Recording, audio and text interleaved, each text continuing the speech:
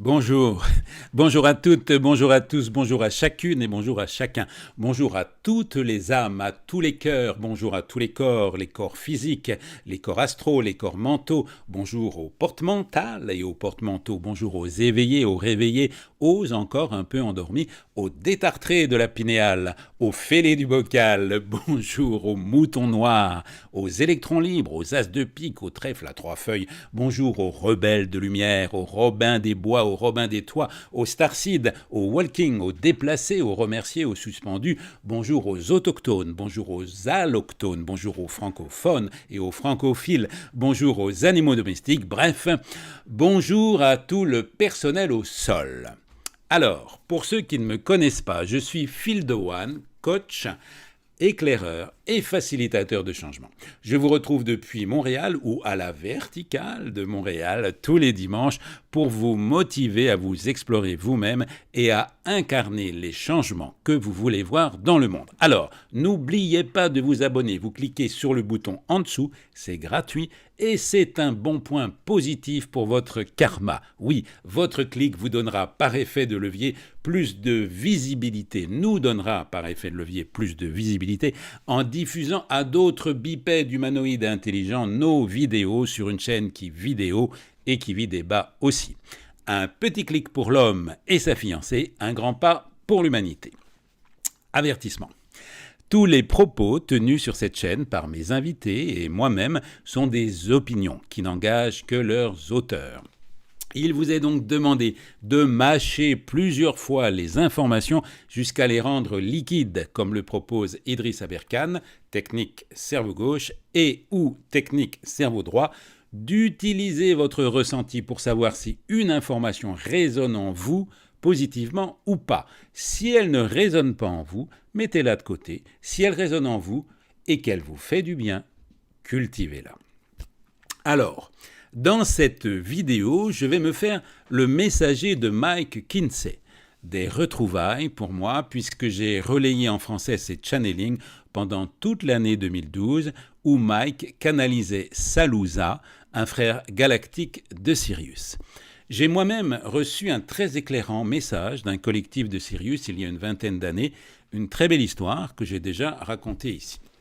Je vais donc me faire l'interprète avec ma voix vibrante, élevée à plus d'1 million d'unités bovies, des messages inspirants de Mike. Ensuite, dans cette vidéo, vous allez bénéficier d'un troisième best-of composé par le discernement scrutatif et les mains agiles de mon partenaire et mésire Hamdi, qui doit revisionner avec attention les quelques 44 interviews de cette chaîne afin d'en extraire, tel un orpailleur plongeant sans relâche son tamis dans l'onde du fleuve Mississippi, de petites pépites, sinon d'or, du moins d'argent, puisqu'on dit que la parole est de ce métal. Et ceci sous forme de 4 extraits des meilleurs moments de 4 invités triés sur le volet. Ne les loupez pas, c'est 4 fois 10 minutes, c'est du concentré zen de vitamines de motivation pour vous soutenir sur votre sensationnel chemin d'ascension, entouré que vous êtes, je l'espère en tout cas, de tous vos potes et de tous vos potentiels. C'est maintenant Salouza qui parle par ma voix. L'ascension s'est poursuivie pendant de nombreuses années afin de ne pas vous submerger. Elle s'est doucement intensifiée et vous reconnaissez maintenant la différence qu'elle fait pour vous. Il s'agit à bien des égards d'un processus délicat d'élévation de vos vibrations afin que vous puissiez absorber progressivement de plus en plus d'énergie. Trop d'énergie trop tôt aurait pu être préjudiciable à vos progrès, bouleversant ceux qui sont lents à répondre. Cela affecte toutes les âmes d'une manière ou d'une autre et c'est pourquoi certaines présentent des symptômes qui pourraient être attribués à un mauvais fonctionnement des systèmes corporels. Maintenant, vous pouvez peut-être comprendre pourquoi, à l'époque du 21 décembre 2012, l'afflux d'énergie élevée dû à l'alignement de votre soleil et du grand soleil central a séparé ceux qui sont prêts, qui étaient prêts à ascensionner et ceux qui ne le sont pas ou qui ne l'étaient pas. Le choix est toujours le vôtre, mais ne vous inquiétez pas si vous souhaitez rester dans votre dimension actuelle. Cela ne changera rien à votre évolution à long terme, car les occasions d'ascensionner se présenteront toujours, périodiquement. En effet, si vous y mettez de la volonté, vous pourrez vous élever à tout moment en tant qu'individu. Dieu a établi le plan directeur il y a des éons de temps, afin de s'assurer que la fin de ce cycle serait un triomphe pour tous ceux qui cherchent à retourner à la lumière. Après de nombreuses vies dans les vibrations les plus basses de votre univers, vous êtes sortis de vos expériences terrestres beaucoup plus fort que vous ne l'étiez lorsque vous y êtes descendu. Vous n'aimeriez pas nécessairement regarder en arrière dans certaines de vos vies, car votre évolution est passée par des expériences très négatives. Selon toute probabilité, vous ne vous reconnaîtriez pas comme celui ou celle que vous êtes aujourd'hui. Ce n'est pas nécessaire de toute façon, mais si vous insistez, tout vous sera révélé par les informations conservées dans les archives akashiques. Chaque vie de chaque âme est enregistrée, et naturellement, ce sont celles qui vous ont élevé qui sont considérées comme les plus importantes. Gardez à l'esprit qu'au cours de vos nombreuses vies, à mesure que vous progressez, vous êtes à chaque fois la somme totale de vos expériences. Rien n'est jamais sans valeur pour vous. C'est pourquoi vous avez un plan de vie. Vous choisissez ce dont vous avez besoin pour poursuivre votre évolution. Et des têtes plus sages que la vôtre sont toujours là pour vous conseiller ce qui est le mieux pour vous. Votre ange gardien restera normalement avec vous vie après vie, et c'est sa façon de vous servir et de servir Dieu.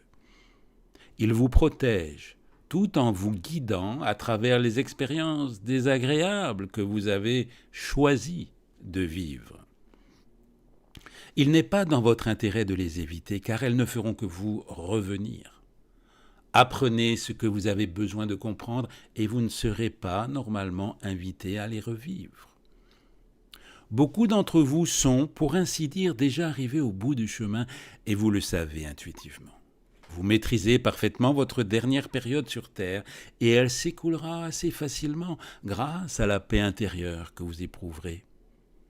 Cette paix vient du fait que vous avez atteint vos objectifs et que vous avez pu rompre les liens terrestres qui ne vous servaient plus. En effet, pour ceux qui ne se sont pas encore totalement débarrassés de ces liens, plus ils dureront, moins ils vous attireront. En cette période où certains des événements les plus stupéfiants vont se produire, nous nous tournons vers les artisans de lumière pour qu'ils aident ceux qui auront peur de ce qui se passe. Pendant un court moment, il semblera que tout est sur le point de s'effondrer, et c'est en partie ce qui se produira. Cependant, tout cela a été anticipé et planifié comme un moyen de se débarrasser de tout ce qui fait obstacle à une conclusion paisible de la vie. Nous connaissons les réponses à vos problèmes et avec nos alliés, tout sera réglé rapidement. C'est le type d'information dont les gens auront besoin et nous nous adresserons bientôt au monde pour que tous entendent nos voix. Il y aura une série de révélations qui, à différents égards, vous choqueront tous, car quel que soit le degré de préparation que vous estimez avoir, il est presque certain qu'elles vont beaucoup plus loin.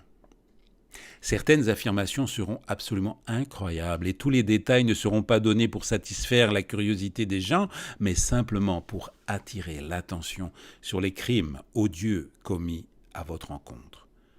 Cela expliquera beaucoup de choses qui vous ont laissé perplexes et vous permettra sans aucun doute de comprendre pourquoi tant de crimes sont restés impunis au cours des 50 dernières années environ. En effet, vous pourriez remonter à la Seconde Guerre mondiale et vous demander pourquoi si peu de hauts responsables ont été appelés à répondre de leurs crimes contre l'humanité.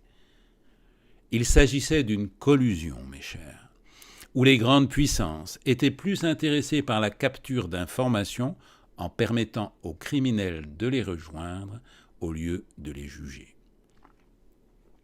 Peu importe que les crimes aient été commis il y a longtemps ou que les preuves aient été détruites, puisque nous pouvons remonter dans le temps pour les récupérer. Il n'y a pas d'échappatoire à la justice et à la vérité, et tout ce qui n'est pas la vérité peut être identifié pour ce qu'il est. Il ne s'agit pas de vous effrayer, mais lorsque vous passez de l'autre côté, les mêmes conditions s'appliquent lorsqu'un bilan de votre vie est dressé. Vous ne pouvez même pas vous mentir à vous-même, comme certains le font, pour se convaincre que les faits sont différents de ce qu'ils sont réellement. Vous ne voudriez pas qu'il en soit autrement, car comment apprendre autrement qu'à partir de vos erreurs? Vous en faites tous, et elles ne sont pas retenues contre vous, mais simplement mises sur le compte de l'expérience.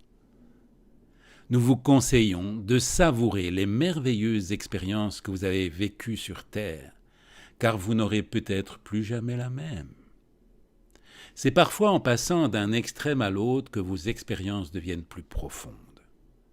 À l'avenir, vos vies seront plus stables et plus équilibrées, et il n'y aura guère d'extrême, à moins que vous ne le décidiez. L'aventure sera votre mode de vie et vous apportera une grande satisfaction. Cependant, quelle que soit la distance que vous parcourrez, vos proches ne seront qu'à une pensée de vous, et grâce au voyage instantané, vous pourrez facilement vous faire des amis. Je suis Salouza de Sirius, et je peux voir les probabilités qui vous attendent. Et il est merveilleux de pouvoir vous annoncer que vous avez gagné votre journée. Tout se passera comme vous avez été amené à le croire, mais il est presque certain que ce sera beaucoup mieux que vous ne pouvez l'imaginer. Et maintenant, sans plus tarder, chers écouteurs, je vous laisse avec le best-of, les meilleurs moments et les meilleurs papas de mes 4 invités. Ouvrez grand vos écoutilles, émoustillez-vous les papilles et régalez-vous. À votre santé.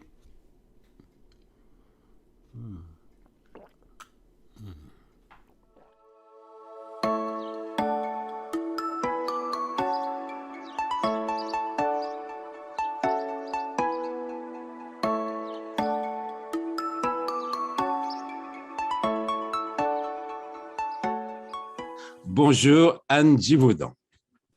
Bonjour, bonjour Phil. Anne, il y a sur ma chaîne des gens qui te connaissent, évidemment, qui t'attendaient, mais beaucoup de gens qui ne te connaissaient pas aussi. Donc, c'est bien de faire un petit peu de pédagogie. Quand tu parles des différents plans de l'être, qu'est-ce que c'est? Alors, quand je parle des différents plans, c'est parce que lors de mes premières expériences, quand j'étais étudiante, donc, et j'ai fait une sortie hors du corps, mais à l'époque, bon, personne n'en parlait, c'était dans les sociétés secrètes, c'était dans des groupes qui étaient très fermés. Et moi, en fait, ce qui s'est passé, c'est que je me suis vue de l'extérieur et je me suis dit, mais bon, il y a déjà autre chose que le corps physique. Donc, c'est quand on veut parler des plans. Et puis, bon, je ne vais pas peut-être raconter toute l'histoire parce qu'elle est un peu longue, et que je l'ai racontée souvent. Mais en fait, ce qui s'est passé après, c'est que petit à petit, au lieu de rester dans l'énergie de la planète Terre, j'ai pu passer sur un autre plan avec le corps astral. Donc, le corps astral, le corps mental. Et je me suis aperçue qu'en fait, j'étais comme si j'avais des poupées gigognes à l'intérieur de moi et qu'à chaque fois, je sortais un corps du corps précédent. Et que de corps en corps, je pouvais accéder à des plans qui étaient plus subtils, qui étaient de plus en plus subtils, en fait. Oui. Et c'est ça que je pourrais appeler. Et en même temps, ce qui caractérise aussi ces plans-là, c'est qu'il y a beaucoup de plans, il y a beaucoup de dimensions différentes, beaucoup de plans.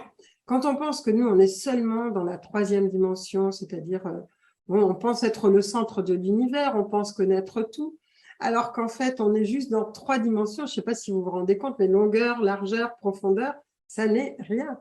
Il y a des multiples dimensions où il y a vraiment des tas d'autres choses. Et là, quand on s'aperçoit que bon, ben, on pense être savant ou qu'on pense avoir découvert des choses extraordinaires, en fait, on n'en est qu'au b.a.-ba, quoi. C'est Alors, ça. il y a des mondes à 2 dimensions. Donc, alors, il y a différents corps, différentes dimensions. Et dans chaque corps, il y a des capacités différentes. Et tous ces corps imbriqués les uns dans les autres, comme je disais, comme des poupées russes, à ce moment-là, lorsqu'ils sont en harmonie, il n'y a pas de problème. Mais souvent, ce qui se passe, c'est que nous sommes en disharmonie parce qu'il y a des émotions, parce qu'il y a je veux dire, des événements qui font qu'on est touché. Alors, on peut être touché sur le plan mental, avec nos croyances, on peut être touché sur le plan émotionnel, on peut être touché parce qu'il y a eu des vies précédentes qui ont laissé leur marque. Donc tout ça, ça finit par se répercuter sur le corps physique. Mais ce corps physique, lui, c'est lui qui est touché en dernier. Ah oui, c'est ça. Donc c'est pour ça que, c'est ce qu'on apprend d'ailleurs dans les thérapies esséniennes, c'est que la maladie ne vient pas de l'extérieur, mais c'est parce qu'on a créé une porte, on a ouvert une porte, et qu'à ce moment-là, il s'est passé quelque chose, mais tous les autres corps sont touchés au fur et à mesure, et le corps physique, c'est le dernier à être touché. Seulement, les habitants de la Terre ne s'aperçoivent de leur maladie souvent que quand ils sont touchés sur le plan physique. Et c'est là qu'ils commencent à s'inquiéter. Et c'est lui qui forcément est le plus long aussi à guérir, parce que quelquefois on a guéri bien des histoires sur d'autres plans, et le corps physique continue à souffrir. Et puis en fait, après il guérit, bien sûr. Mais... Votre guide, enfin ton guide, Anne, tu parles donc qui t'emmène un peu partout, mais qui il est, d'où il vient? Est-ce que tu peux me parler un petit peu de ce guide bleu, je crois d'ailleurs? Oui, alors le premier guide que j'ai eu il y a donc tout au début et que j'ai toujours d'ailleurs, qu'on appelle le guide bleu, c'est un être qui, à un moment donné, s'est présenté quand on a fait les premières expériences de sortie hors du corps. On a mis du temps pour pouvoir faire beaucoup d'expériences différentes et pour pouvoir comprendre par nous-mêmes ce qui nous arrivait, comment ça se passait, comment on pouvait gérer ce deuxième corps, le corps astral, comment on pouvait pénétrer dans certains mondes, quels étaient les dangers, les risques, enfin. Et là, à un moment donné, quand on est passé sur un autre plan, c'est lui qui nous a accueillis, c'est un être bleu, donc pas le même que cette fois-ci. Et il nous a dit, je suis représentant, mais je ne fais pas partie de votre galaxie, mais je suis représentant d'un groupe d'êtres qui aident à l'avance de la planète Terre au niveau spirituel. Okay. Donc, c'est là où il nous a demandé si on pouvait être les journalistes d'autres mondes, quoi. Oui. C'est lui que tu avais contacté pour les 9 marches. Oui, c'est lui qui en général propose toujours le sujet des différents livres, sauf cette fois-ci. Mais cette fois-ci, il était quand même bien présent. Et là, le guide, donc, c'est pareil, il avait la peau bleutée. Il était... d'ailleurs, j'ai fait mettre quelques illustrations donc, par l'illustratrice dans le livre, parce que j'avais envie que les lecteurs s'habituent à des visages différents. Bon, c'est vrai que ce sont tous des visages humanoïdes pratiquement, mais bon, j'ai vu d'autres visages qui ne l'étaient pas, mais bon, disons que c'est une première approche pour justement pouvoir être en contact avec des êtres qui ne sont pas forcément comme dans E.T., quoi. C'est pas parce qu'on n'est pas pareil que voilà, qu'on n'a pas de valeur ou qu'il n'y a pas une grande spiritualité derrière. Et l'être qui m'a accompagnée, qui m'a servi de guide pendant toute cette expérience, était de Sirius. Ah oui, Sirius, oui, c'est ça. Et j'ai trouvé ça, je l'ai trouvé vraiment, je veux dire, c'est son amour et son accompagnement qui m'ont permis de faire ces expériences-là. Oui. Parce qu'il y a des moments où je me serais dit, bon, j'arrête, quoi. Mais je veux dire, et qui remettait aussi en place certaines choses quand je disais, mais non, mais alors on vaut plus rien, ou est-ce que les humains ne sont que des prédateurs? Et il disait, mais c'est ton ego qui dit ça. Et à ce moment-là, ça remet bien les choses en place, quoi. Je veux dire, mais c'est vrai que ça a été un cadeau, quoi. De toute façon, tout est un cadeau dans ces mondes-là. Ben là, on est dans le lâcher-prise et dans le non-contrôle. Alors ça aussi, c'est du travail. Oui, ça continue, là. Ça continue, là. Le lâcher-prise, ça ne veut pas dire le laisser faire, c'est ça. Souvent, les gens confondent. Quand on dit « Ah, ça serait bien que vous lâchiez prise », ils disent « Ben là, on ne fait rien ». Non, je veux dire, laisser faire, ça veut dire qu'on abandonne Oui, son pouvoir, en fait. Tandis que quand on lâche prise, on dit, OK, il y a des choses que je ne peux pas régler, je vais attendre, je vais faire confiance et voir comment ça se passe, comment je vais pouvoir après faire quelque chose. Et je trouve que c'est important parce que souvent on confond les deux et les gens disent, ah bon, on fait rien, mais ils sont désespérés. Tandis que oui. quand on lâche prise, on n'est pas désespéré parce qu'on le fait volontairement. On se dit, OK, je fais confiance parce qu'il y a quelque chose d'autre qui doit se passer et que je n'arrive pas à comprendre ou que mon mental n'arrive pas à comprendre. Je fais une pause avec mon mental. Et c'est Oui, ça. Et souvent, je remarque que, par exemple, on veut faire quelque chose, on a un projet, on a des idées. Et puis, quelquefois, on ne trouve pas la solution, on ne sait pas comment faire, etc. Et quelquefois, on est tellement fatigué que le mental lâche. Et à ce moment-là, les choses vont se mettre en place d'elles-mêmes, pas forcément de la façon dont nous, on avait prévu, oui, oui, mais elles oui. vont se mettre en place. Et ça, c'est ça, quand on lâche prise, à un moment donné, les choses vont se faire comme elles doivent se faire, et puis on va être surpris parce que ça se fait bien, quoi. Oui, mais je pense que ça passe par l'acceptation aussi de ce qui est, hein. Et Voilà, voilà, ça voilà. me fait penser, je donne souvent une métaphore là-dessus. Les femmes qui veulent avoir un enfant, il y a des femmes qui veulent absolument avoir un enfant, elles font tout, puis elles n'y arrivent pas, elles n'y arrivent pas. Et il y a des statistiques qui ont été faites, et au moment où elles disent, ah bah tant pis, je vais adopter un enfant, et à ce moment-là, elles tombent enceintes. Exactement. Et il y en a quelquefois qui vont jusqu'à l'adoption et qui après ont un enfant. Oui. Et moi, je me souviens d'une amie, elle n'arrivait pas à avoir d'enfant non plus. Et puis, je sais pas, bon, ma chatte avait eu des petits, donc je lui en donne un. Et c'était une chatte qui a fait des petits. Au moment où la chatte a fait des petits, elle a pu être enceinte. Allez, un autre petit papier. Super. Alors, ça, c'est quoi? Ah oui, alors on est quand même sur le travail, hein. C'est bien parce que ton livre, il nous appelle vraiment à faire à s'y mettre, hein. Bon, donc là, c'est faire table rase. Mais faire table rase de quoi? Est-ce qu'on enlève tout? Est-ce que ça fait peur un peu, ça? Alors, oui, c'est ça. Ça fait peur aux gens qui sont accrochés à l'ancien. Mais faire table rase, c'est à la fois physiquement nettoyer sa cave, son grenier, sa maison. C'est important. Il y a des choses. Alors, il y a une japonaise qui dit ça bien, mais c'est important de regarder les objets, de se dire non, c'est pas parce que ma mère, mon grand-père, etc. me l'a offert que c'est important. C'est pas leur souvenir, je vais le garder avec ou sans l'objet, mais je n'en ai pas besoin parce que leur énergie, cette énergie-là, ne me convient pas, parce que ça ne me sert à rien, parce que c'est pas quelque chose que j'aime, quoi, qui va me donner de la joie. C'est Donc, ça. c'est sur le plan physique déjà. Mais après, sur le plan des idées, c'est pareil. Oui, Il y a plein d'idées qu'on peut avoir parce qu'on a été éduqué d'une certaine façon, élevé dans un pays, parce qu'on a entendu telle et telle chose de la famille ou des amis. On fait table rase, et ça, c'est Krishnamurti qui le disait très bien. Et c'est intéressant parce que Krishnamurti donc, parlait de ça en disant se libérer du connu. Il a écrit un livre qui s'appelle ah comme oui. ça. C'est vraiment, on recommence et on se dit, est-ce que moi j'y crois vraiment ou est-ce que moi ça me va cette conception, ce concept, quoi. Ouais, c'est ça. Ouais. Oui, oui, Et, oui. Pardon, oui. Vas-y, oui.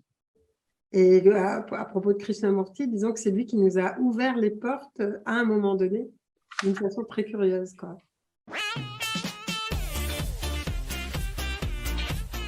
Bonjour Mathieu, quel âge as-tu mon petit? Où sont tes parents? Qu'est-ce que tu veux faire quand tu seras grand? Bonjour Mathieu. Bonjour Phil. Est-ce que tu peux un petit peu mieux expliquer pour ceux qui ne savent pas? Bon, on peut aller sur ta chaîne, mais un petit rappel de ce qui t'est arrivé quand même, parce que ce n'est pas commun. Alors, donc ce qui m'est arrivé, c'est un walk-in à l'âge de, en fait, c'était 15 ans, presque 16 ans. C'était à 2 mois de mes 16 ans. Donc, je peux expliquer un peu ce que c'est un walk-in pour ceux qui ne sauraient pas ce que c'est.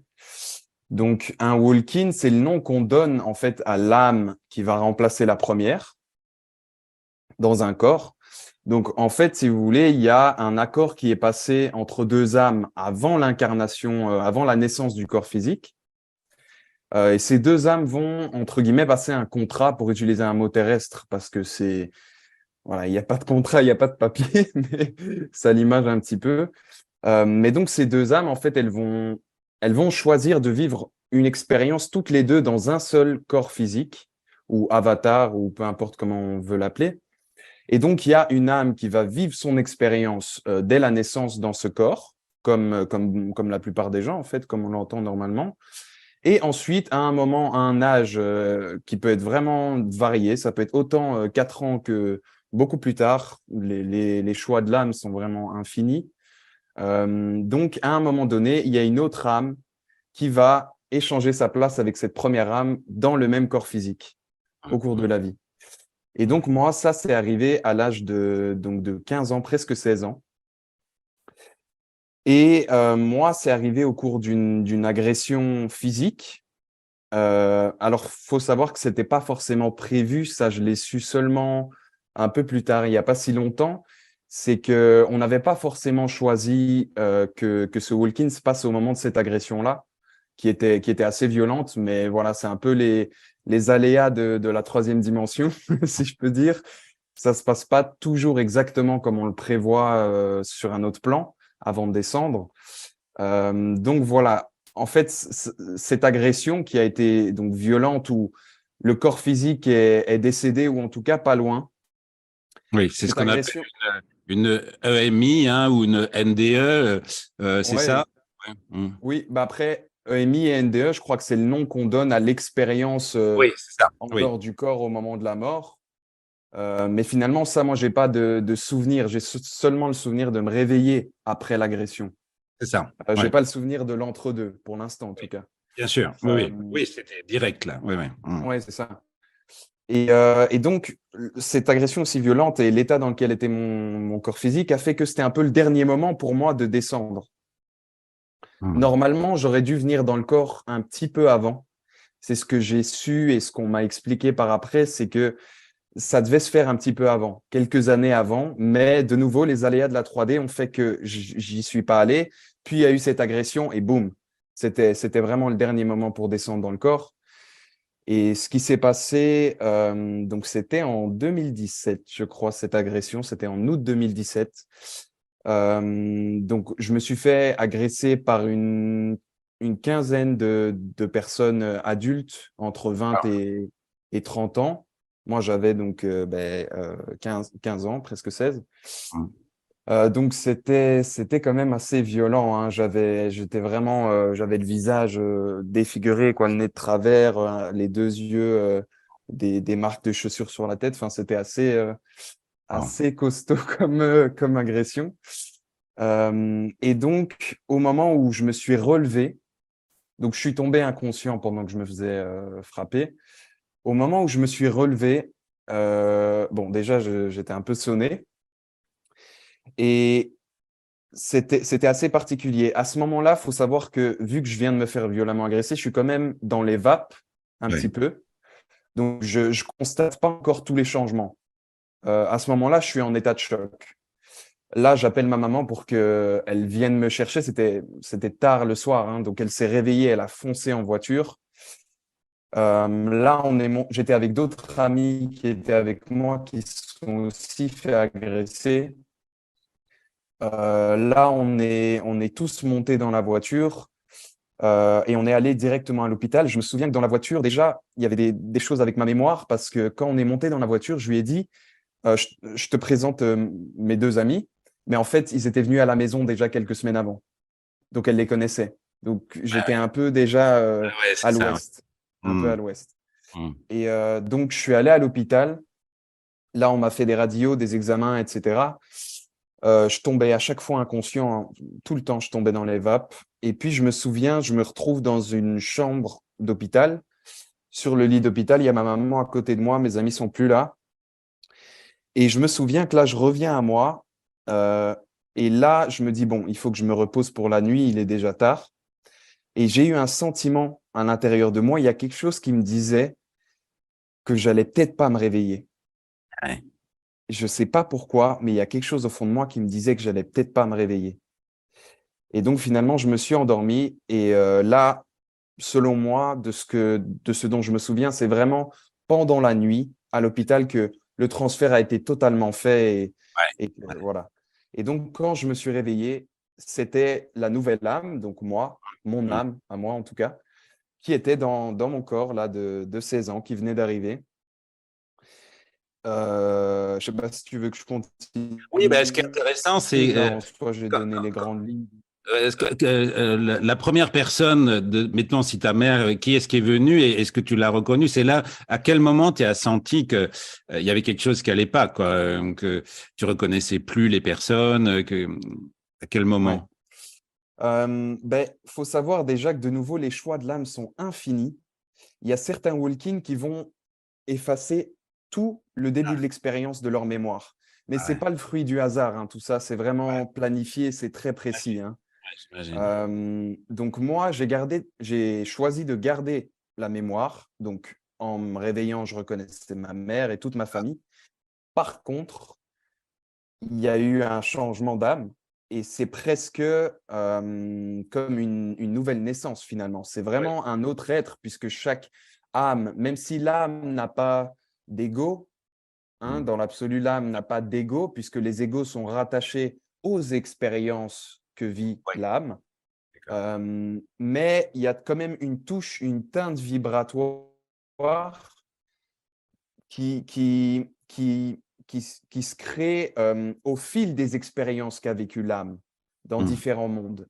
Donc, chaque âme, qui est un peu un groupement de mémoires et d'expériences qu'on a eues sur diverses planètes, a un peu quand même sa teinte à elle, tu vois. Ouais. Donc, le fait qu'il y ait un changement d'âme, ça provoque quand même un énorme changement qui est comme si, comme une nouvelle naissance. C'est vraiment un autre être qui descend, vraiment, dans le corps. Moi, ce qu'il y a eu, c'est que donc je reconnaissais ma famille, je reconnaissais ma maison, ma vie. Ouais. Il y avait des mémoires de mon passé dont je me souvenais absolument. Avec ma mère aussi, c'était beaucoup plus. J'avais le cœur ouvert. Je me souviens qu'on a eu des discussions, des choses que j'avais pas dit parce que il y avait plus l'identification. J'avais Ah, plus besoin de défendre mon ancienne personnalité puisque j'étais vraiment totalement différent. Et donc j'ai avoué tout, toutes les bêtises que j'avais faites, tous les mensonges, etc. Et donc tout a vraiment changé du jour au lendemain. Et je me souviens aussi que dans les jours qui ont suivi, j'ai revu mes amis, les amis de ce soir-là. Je les ai revus et je savais que je les reconnaissais, je savais qu'ils étaient comme avant et qu'on s'entendait super bien. On avait passé tout l'été ensemble. Vraiment, on était, voilà, on résonnait. Donc voilà, l'amitié était naturelle. Et mm. là, j'étais totalement différent. Tout ce qu'ils disaient, ça résonnait plus en moi et je savais que j'étais plus le même. Et à partir de ce soir-là, ça a vraiment été. Mm. Je réalisais vraiment qu'il y avait quelque chose, quoi, que j'étais plus du tout la même personne que quelques jours avant, quoi. Vraiment quelques jours avant. Donc c'était là, j'ai vraiment fait le constat qu'il y avait quelque chose d'étrange qui s'était Ouais. passé et que voilà, je les reconnaissais, tu vois. Eux, c'était les mêmes. Mm. C'était les mêmes. Je le savais.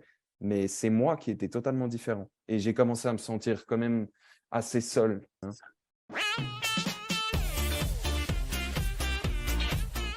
Bonjour Nathalie.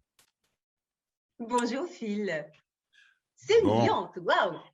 hein. Oliver. Ah, Oliver. Ah ben, Oliver Twist. Ah oui, Charles Dickens. Charles Dickens. Yes. Oliver Twist, Charles Dickens. Oui, Oliver Twist, Charles Dickens, une magnifique comédie musicale dans la tradition de Broadway, dans laquelle j'ai eu la chance de participer. Et pour dire que finalement, au théâtre, tout est possible, je jouais ce petit garçon de 13 ans, moi, une femme, jouais un petit garçon. J'avais 36 ans à l'époque et le personnage en avait 12. Comme quoi tout est possible. Alors bon, ça aide, je ne suis pas très grande et pas très épaisse, donc ça devait aider. Mais c'était une merveilleuse aventure, c'est les aventures d'Oliver Twist. Un cast formidable, un livret formidable, du vrai théâtre chanté comme je l'aime, une magnifique mise en scène de Ned Grugic. Très très beau souvenir, les aventures d'Oliver Twist. C'était Et où? j'ai une petite. C'était au théâtre du Trianon et surtout on a fait une tournée de plusieurs années en fait. Wow. On a commencé une version acoustique, c'est-à-dire alors vraiment acoustique, accompagné d'un piano sans micro. Quelquefois, on était dans des gymnases, alors il fallait y aller. Et puis après, c'était une version avec orchestrée, donc beaucoup plus ambitieuse. Mais c'était très, très drôle. Et j'ai une petite anecdote, parce que j'ai souvent des anecdotes c'est ça qui nous... avec Oliver Twist. Je sortais d'un rôle qui n'avait rien à voir, qui était le rôle d'Édith Piaf. Et quelques mois avant, et une femme vient me voir dans les coulisses à la fin, elle me dit « Oh, c'est extraordinaire, oh là là, nanana. » Et puis alors, il faut que je vous dise, vous avez un homonyme. Alors, je dis « Ah bon? Mais oui. » Quelques mois avant, je suis allée voir une comédienne qui jouait le rôle d'Édith Piaf, et elle porte le même nom que vous. Mais je dis « Mais madame, c'est moi. » Je me dis, mais c'est pas possible. Vous pouvez pas être Édith Piaf et être un petit garçon après. Mais je dis, mais c'est ça la magie du théâtre, madame. Je ne suis pas sûre qu'elle m'ait cru finalement. Voilà, pour dire, c'était très, très, très, très rigolo. Ah ouais, c'est excellent. Tu vois, là, c'est ça, c'est bien de souligner la magie du théâtre où tout est possible. La magie, oui, la magie du théâtre. Ouais, et comme on dit aussi, pourquoi la magie? Parce que l'âme agit, tu vois, hein, pour faire ce jeu de mots Absolument. un petit peu connu dans le milieu, on va dire un peu New Age ou un peu, voilà. Et donc, la langue des oiseaux, disons-nous. La langue des oiseaux, oui, tu as raison, c'est mieux de dire Oui. ça, la langue des oiseaux. Alors écoute, on enchaîne tout de suite sur un autre parce qu'il y a plein de papiers. Hein, donc, alors là, ça va être quoi? Astrid. Astrid. Oh, ben c'est tout récent, Astrid. Astrid, c'est une rencontre merveilleuse. C'est une femme qui s'appelle Astrid Clavet, qui vit au Kenya et qui est vétérinaire et avec qui j'ai eu la chance de partager un stage, c'est elle qui l'animait, hein, un stage de communication animale. Ça faisait très, très longtemps que j'avais envie de faire ça. D'abord parce que évidemment, les animaux ont toujours fait partie de ma vie et voilà, j'aime les animaux comme beaucoup de gens. Mais je voulais aller plus loin. Et à travers la communication animale, je voulais aller finalement ne pas m'arrêter là. Et ce qui m'intéressait, c'est de la communication avec le vivant. Je crois que c'est toujours ça qui m'a motivée. Et c'est pour ça que je chante, en fait. C'est la communication, c'est le lien que l'on peut créer avec l'être vivant qui est en face de vous. Parce que tout est vivant, hein, je veux dire. Je crois que c'est ça qui me meut dans la vie, en fait. Et donc, je voulais aller plus loin dans ça, puisque c'est un travail qui fait énormément travailler le cerveau droit, hein, le cerveau de l'intuition. Et c'est ça, c'est se connecter avec son intuition, se connecter avec ce que l'on est. Et je crois que c'est se connecter avec ce que l'on est qui permet de se connecter avec quelque chose qui est… Finalement, il n'y a rien d'extraordinaire. On dit, oh là là, la communication animale. C'est tellement simple et c'est tellement évident. Voilà, c'est juste en fait finalement se reconnecter avec ce que l'on fait, je pense, depuis toujours. France. France. Moi, je me sens terriblement française. Je me sens… alors, France, parce que la chanson française, l'exceptionnalité de la chanson française, je fais un néologisme sûrement, mais la chanson française, elle a d'abord la langue française, elle a les mots français. Bon, j'ai la chance de côtoyer un linguiste et je me régale parce qu'il me raconte plein de trucs sur l'histoire de la langue, des mots. J'adore ça. Et aussi parce que je me sens terriblement francophone. J'ai eu la chance de voyager et j'ai jamais eu de rêve américain. J'ai une façon de chanter français, même si je m'éclate sur des rythmes and blues, des choses comme ça. J'aime la rondeur de la langue française, la difficulté à chanter la langue française, parce que mine de rien, chanter en anglais et chanter en français, c'est pas la même chose, et c'est pas toi qui me dirais le contraire. La langue française est unicolore et la langue anglo-saxonne est multicolore, ce qui permet des diphtongues plus facilement plaçables dans les notes. Mais cette difficulté de la langue française rend son combat et beaucoup plus savoureux. Voilà. Donc, France, oui, voilà. Alors, tu vois, encore autre chose, parce que France, je ne pensais pas que tu allais partir dans cette direction, mais c'est merveilleux ce que tu as dit, parce que c'était France Gall. Voilà. Alors, dis-moi un petit peu la rencontre avec France Gall. Ah, mais France Gall, c'était une rencontre extraordinaire. Alors, France Gall. France Gall, je lui dois le fait que je fasse de la comédie musicale. Parce que, on va parler de Starmania, évidemment. Oui.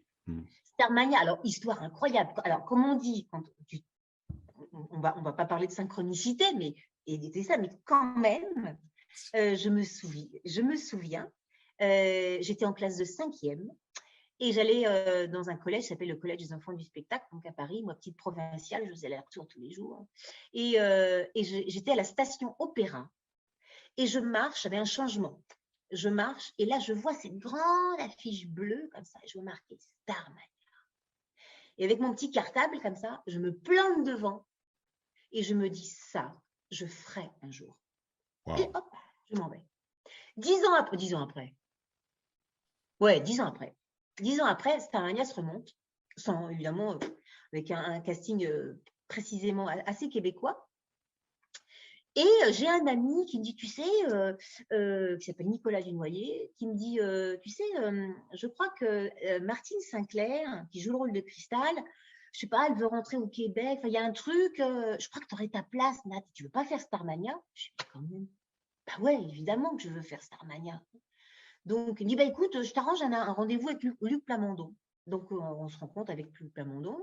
Physiquement, il me dit, ouais, ça correspond et tout, nanana. À l'époque, j'avais un petit air de France Gall, j'avais toujours des petites casquettes, des choses comme ça. Et il me dit, bah, écoute, tu prépares Monopolis et tu prépares, puis tu prépares les adieux d'un sex symbole aussi. Tu prépares ces 2 chansons-là. Rien à voir. OK. Rendez-vous est pris 10 jours après. Et ma première audition de ma vie. Première audition, je passe première fois que je passe une audition. J'arrive au théâtre Marigny et là, je rentre dans ce théâtre et là, personne. Je dis, mince alors, j'ai peut-être manqué le rendez-vous ou quoi. Alors, j'attends, je suis devant la scène comme ça, j'attends. Et puis, je vois arriver Michel Berger, tout seul. Oh, là, je le sens qui se glace. Je dis, c'est pas possible. Je n'ai pas passé une audition par Michel Berger. Bon. Alors, il me dit, bon, ben voilà, Nathalie, oui, Luc m'a parlé de vous, vraiment, etc. Monte sur scène, s'il te plaît, et puis on va mettre Monopolis. Et là, je commence à chanter la chanson, et arrivé au refrain, je fais Monopole. Et là, je m'arrête. Qu'est-ce qui se passe? Je dis, j'ai trop peur. Il me dit, ah bon? Ah ben, c'est pas grave, on va recommencer. Il est d'une gentillesse. Et j'allais chanter tous les deux. On va chanter tous les deux. Wow. Je vais m'installer à côté de toi et on va chanter quand on arrive en ville tous les deux, quand on n'a plus rien à perdre, quand on n'a plus rien à perdre tous les deux, etc. Il s'assied à côté de moi et il commence à chanter avec moi. Et là, je me dis, je chante et en même temps, je dis, c'est complètement irréel. Et en fait, je veux partir, je veux m'en aller. J'étais terrifiée en fait. À la fin de l'audition, il me dit, écoute, Nathalie, tu corresponds tellement, mais je peux pas. Je peux pas te faire confiance, tu comprends? Et là, je lui dis, je comprends. Et il rentre et je commence à ranger mes affaires. Michel Berger s'en va et le temps où je range mes affaires, rentre Luc Plamondon. Il me dit, qu'est-ce que tu fais, Nathalie? Ça s'est pas très bien passé et tout. Elle me dit, ah bon?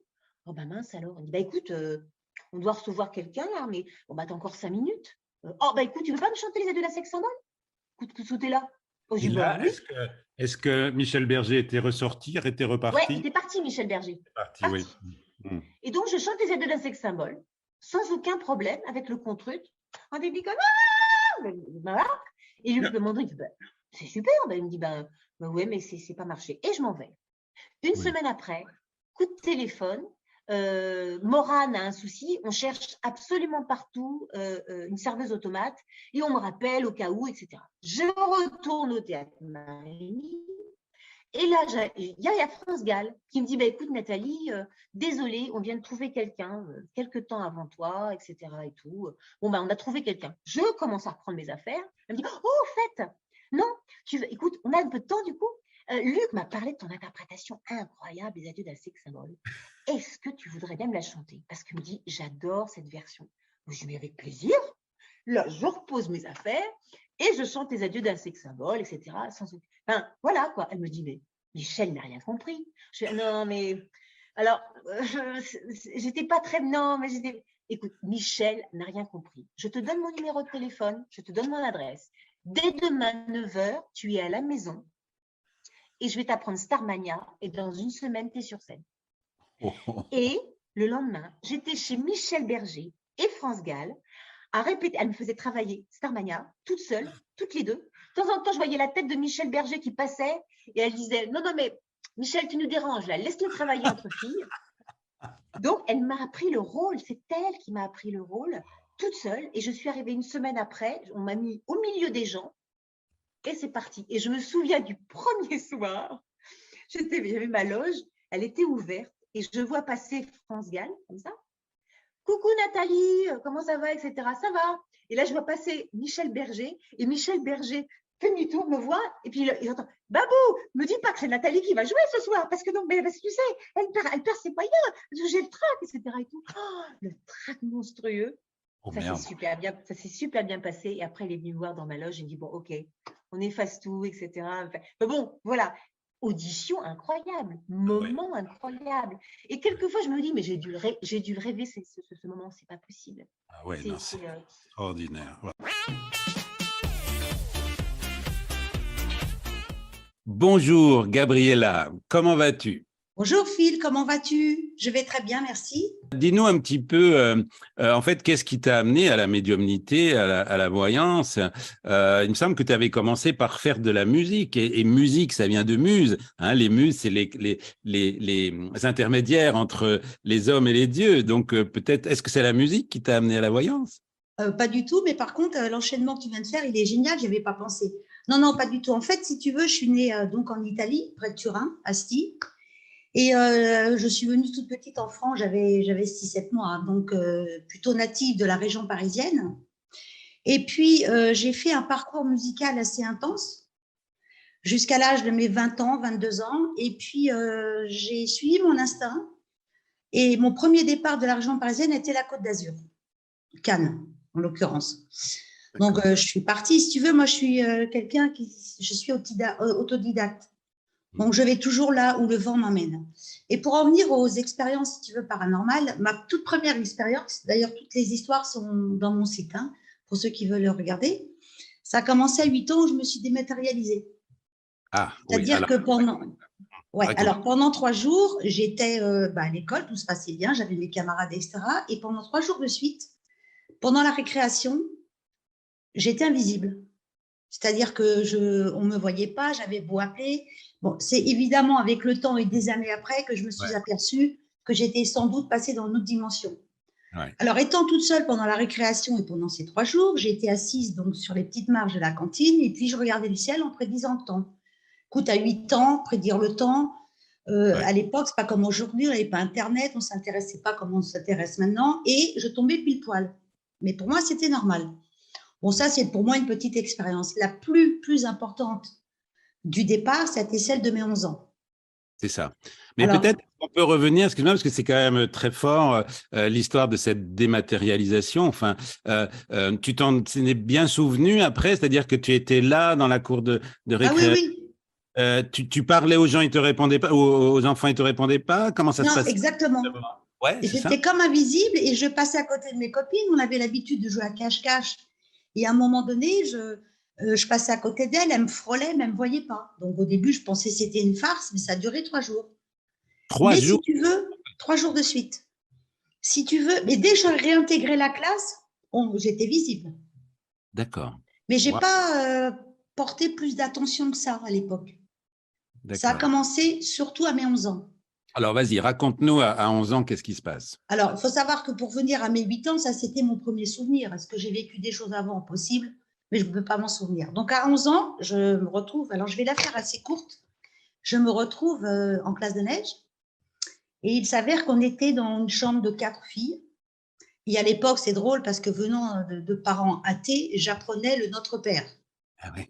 Et bon, bref, on était dans la chambre, il était assez tard le soir et d'un coup, je me lève, guidée vers la fenêtre, et je vois une espèce de petite boule qui descend derrière une montagne et qui éteint les lumières. Une boule Une boule de lumière? Une petite boule de lumière. Boule de lumière, ouais. Il faut savoir que, mais je te répète que c'est des années après que j'ai percuté. Oui. Est-ce que la nuit, les montagnes sont allumées? Non, évidemment. Mais elles étaient allumées et après ce passage, elles se sont éteintes.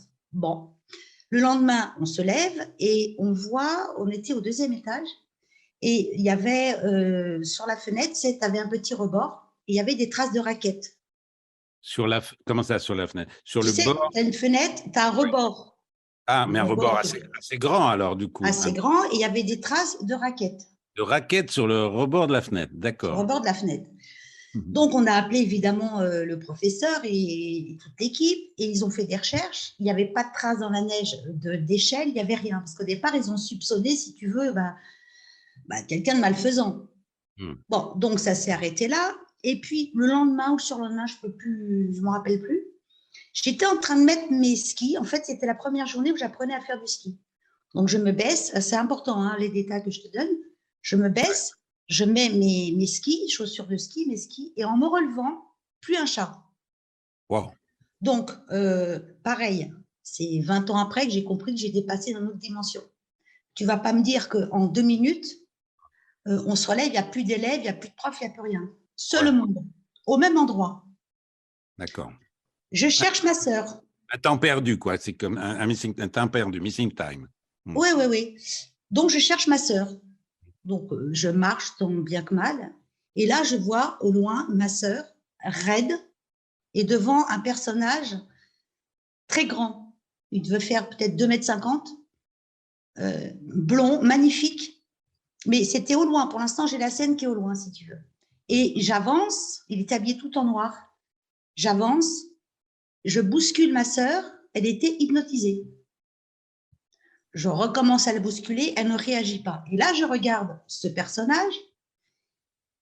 Je lui dis, fichez la paix à ma sœur. Et il me répond en télépathie, ne t'inquiète pas, je ne suis pas venu te faire de mal. Wow. Il se retourne. Il marche lentement comme un robot. Il avait des raquettes et il a disparu dans la neige. D'un coup, il s'est dématérialisé d'un coup. Dématérialisé. Alors, ce qui m'a frappé, c'était les raquettes, évidemment. Oui. Entre ce qui s'était passé la veille avec le petit passage de la petite boule qui passait dans le ciel et les raquettes, j'ai fait tout de suite le rapprochement. Mais il faut savoir que je n'étais pas du tout étonnée. Pour moi, cet homme-là était… Oui. Je ne peux pas te dire si à mon âge, j'avais l'impression que c'était un être humain, mais en même temps, ça n'en était pas un. Il faisait partie de ma famille sans le faire. Tu sais, quand tu as 11 ans, tu n'as pas toutes les réponses. C'est ça. Alors, s'en est suivi évidemment plein de choses pendant les classes de neige où ma sœur, elle a eu des là, problèmes. Ce personnage, on repart sur ce personnage. Parce que tu as pu après mieux te souvenir peut-être, et tu as pensé que c'était un grand nordique, un grand blond, oui, un pléiadien, hein, c'est plutôt oui, ça? Oui, tout à fait, parce que j'ai regardé des images et je me suis évidemment un petit peu intéressée au personnage quand j'ai commencé à écrire mon bouquin. Et effectivement, elle avait le même visage, mais un visage qui n'avait pas vraiment d'expression, mais magnifique. Oui. Magnifique.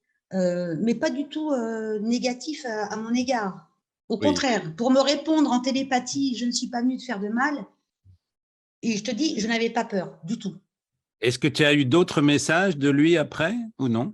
Non, j'ai eu d'autres expériences extraterrestres encore un peu plus spectaculaires, on va dire, des années après. Et voilà, alors si tu veux, donc à mes 11 ans, il s'est passé cette expérience.